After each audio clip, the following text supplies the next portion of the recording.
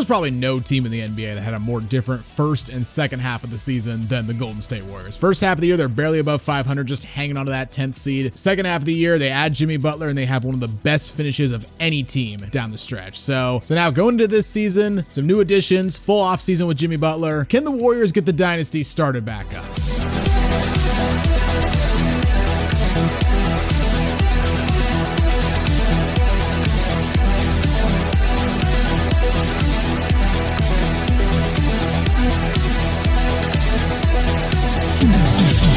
Before we start talking about the Warriors, if you haven't already, make sure to leave this video a like, give us a subscribe, and hit that notification bell so you never miss out on one of our videos.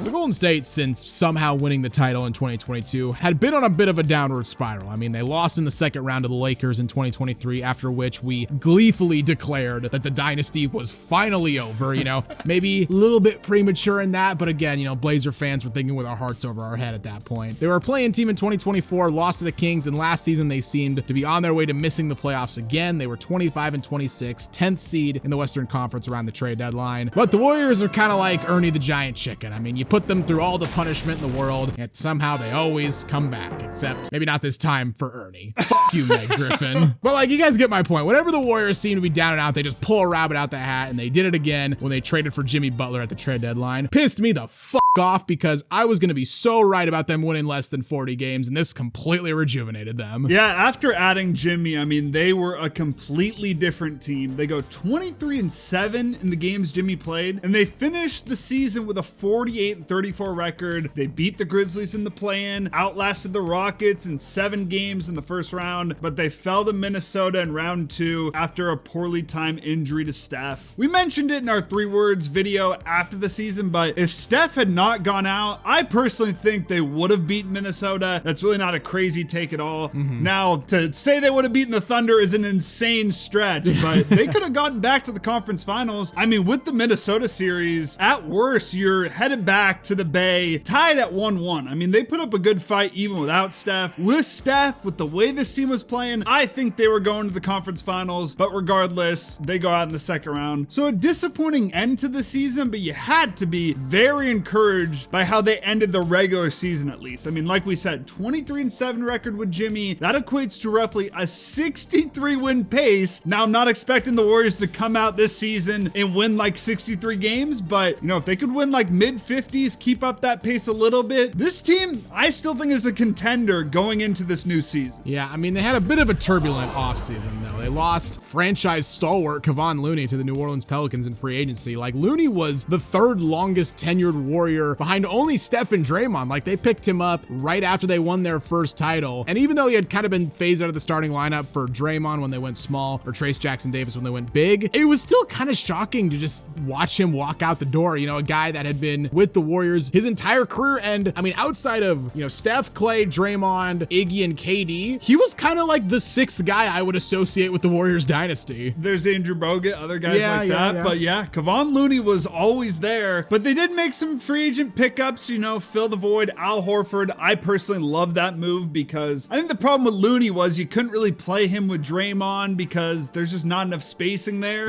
So now you have Horford there, I think is a perfect fit next to Draymond because he can space the floor. Draymond can still, you know, play inside or play in the pick and roll or whatever. And then Seth Curry, which I don't really know what to expect from Seth Curry. We always love him from that 2019 season. But the fact we finally see him and Steph on the Warriors, it's just cool to see, to be honest. It will be cool to see. But the biggest story of the offseason for the Warriors was undoubtedly the whole drama with Jonathan Kaminga. Kaminga had a long, drawn-out contract negotiation with the Warriors, lasted basically the entire summer, kind of prevented the Warriors from making other moves because they just weren't sure how much their money was going to be tied up with this guy for how long. They ended up agreeing to a 2-year, $48.5 million deal with a team option for the second year. Look, unless Kaminga plays out of his mind, I expect him to be moved at the trade deadline. And the reports are that the Warriors are going to look to do that when he becomes eligible to be traded on January 15th. Look, Kaminga is still a useful player, but he really fell out of the Warriors rotation in the second half of the season. He was only inserted back into the lineup after Steph went out injured. He weirdly enough played well against the Timberwolves though, and look, he's still super young. He literally just turned 23 like a couple days ago. He's improved since he came in the NBA. He's still got potential. I just think that relationship with the Warriors is just, I think the bridge is so burned to the ground. Like, he doesn't seem like he has a great relationship with the coaching staff. Definitely doesn't seem like he has a great relationship with the fan base. So again, unless he just takes a massive leap, I think once the trade deadline rolls around, I think they're going to be looking to trade him. Yeah, most likely. I'm still holding out for Kaminga, and I actually want to see him in another place, so I think this could be a win-win for both of them. Kaminga's got, you know, some money at least locked up this year, and I think he could, I don't want to say flourish, because I don't really know what his ceiling is, but I think he's a guy who needs like a new place. Like him and Steve Kerr have never really seen eye to eye. It's never really seemed like it's worked super well there. He's been in and out of the rotation. The Warriors obviously are a win now. They don't necessarily want to just develop him, so I would love to see him in another situation. I could see this season being a breakout year though. I wouldn't be super shocked if they held on to him and he had a breakout year, but I would like to see him moved elsewhere. Yeah, we'll circle back to Kaminga later in the video, but like you said, some solid free agency moves, and of course, you know, your big three's locked up. Steph and Draymond aren't going anywhere, and Jimmy's locked up for the next 2 seasons. And like we mentioned a few times, the Warriors were a completely different team once Jimmy arrived, so now you get a full offseason, full training camp to fully integrate him. I would like to see Jimmy take on a little bit of a bigger role in the offense, especially when Steph's off the floor. Like, part of the reason they brought him in was because their offense just jumped off a cliff whenever Steph went out of the lineup. And I know it's really not Jimmy's MO to be like, you know, a score-first guy, but, you know, Steph is 37, he'll turn 38 here in March, and you know, he's been relatively healthy, but if he misses any time with any kind of injury or whatnot, their offense just nosedives. I mean, when he went out with the hamstring injury against Minnesota, their offensive rating dropped by 16 points. Like,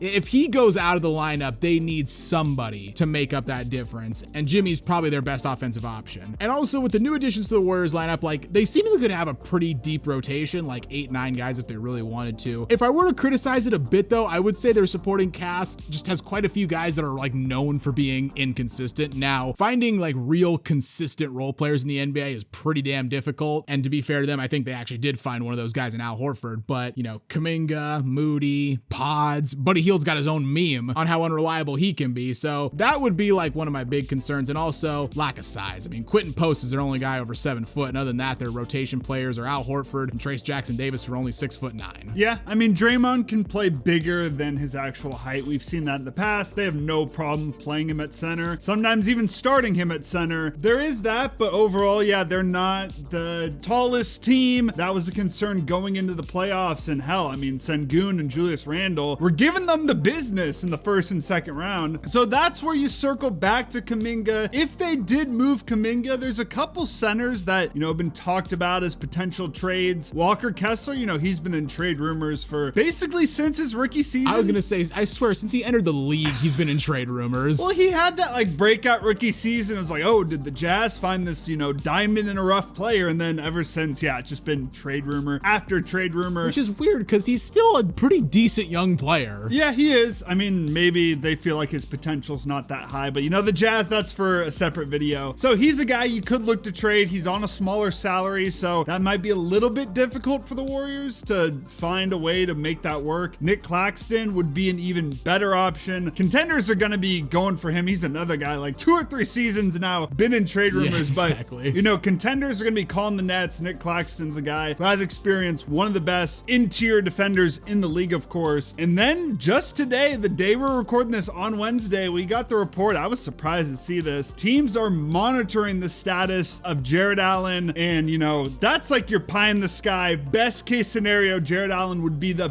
perfect fit for this Warriors team. So you have some options if you want to trade Kaminga. I also think you could, you know, if you can't find a center to trade him for, they could use a third scorer, another playmaker. Like you said, when Steph is off the court, the offense falls off a cliff. And if, you know, Steph's hurt, we saw that in the playoffs. If Jimmy gets hurt, you could use another guy that could create and score on his own. So bring up the Celtics. I mean, they've fire sold everyone this year. Yeah. Like, see if they'd part with like Derek White, maybe. Yeah, Derek White. I mean, who knows? I've still heard Jaylen Brown. I mean, I guess they wouldn't have the salaries to match that. But, you know, Anthony Simons, you never know. The Celtics might have someone to trade away. But yeah, a third scorer also could be an option there. So final thoughts on our expectations for the Warriors this year. Just looking at the Western Conference, I've got OKC is obviously going to be the first seed. Like, yeah, barring catastrophe, they're going to be the first seed. I'd still probably take Houston at number 2. I think Kevin Durant's just going to make them just better overall. I'll give Denver number 3. And then after that, I think we're going to have like a mad scramble for the last like top 4 seed. Like, it's going to be the Lakers, it's going to be Golden State, it's going to be Minnesota, maybe the Clippers still. Like, the Spurs are the wild card out here. The Spurs as well. Spurs could be in that mix. like, I think we could actually see something similar to what we saw this past season where, like, yeah,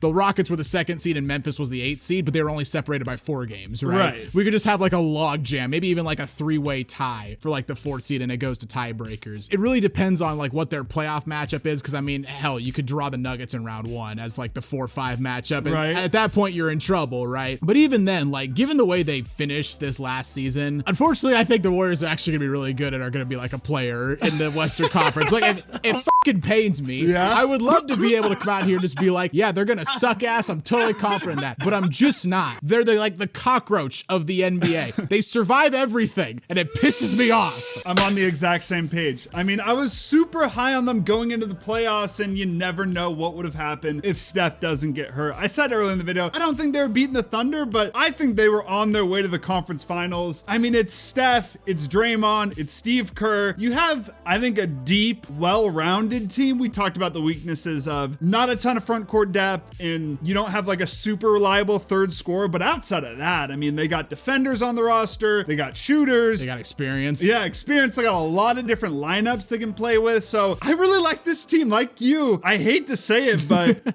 I think they're fringe contender, maybe even just straight up contender going into this new season. That's the video, guys. What are your expectations for the Warriors this year? I'd love to hear what you have to say in the comments down below. If you enjoyed the video, consider leaving a like, as it really does help us out. And while you're here, why not check out some other videos as well? And don't forget to subscribe to Synthetic Sports.